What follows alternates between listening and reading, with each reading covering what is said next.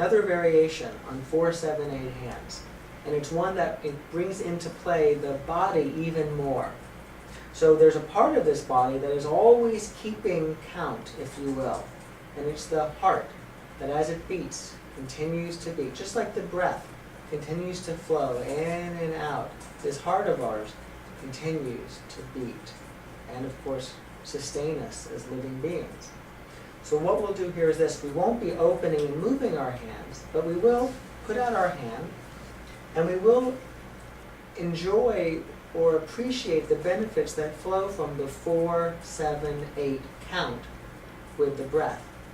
But whereas normally we'll generate that 4, 7, 8 count ourselves, we'll allow the count, which may not be consistent throughout, to come from our pulse.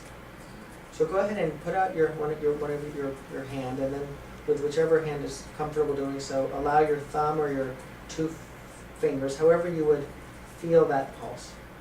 Are you able to get a sense of it? Okay. The pulse is an interesting thing. It can be sometimes very strong, it can sometimes be a little bit softer. It can come and go in terms of our ability to easily perceive it. So during this exercise, if it comes and goes, that's okay. Just continue on. You don't have to keep track of it the whole time. You can just follow the count that you're starting with. Sure. So it's the same breathing technique, but to the pulse. Yes, exactly. Inhaling to 4, good. Holding for 7, exhaling for 8 to the pulse. Gotcha. Okay? And let's do it twice. Okay.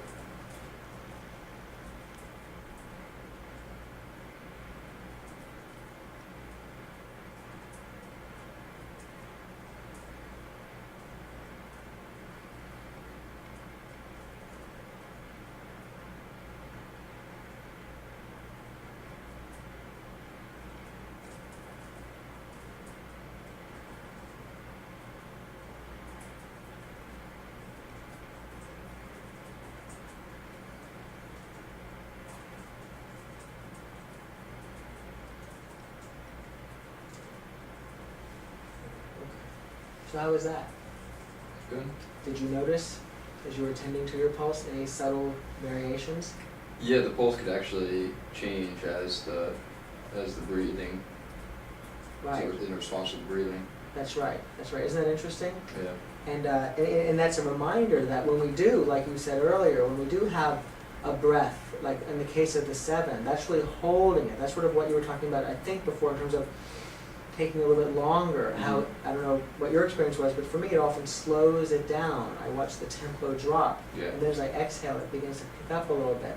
So you can imagine how throughout the day, when we're not really aware of it, we're like, you know, it picks up. Those moments where it slows down, and it's nice to have, I think, a nice, easy tempo rhythm to the breath and to the pulse. Definitely. So this is a nice exercise because it reconnects you, right, to this body. It reconnects you to this heart.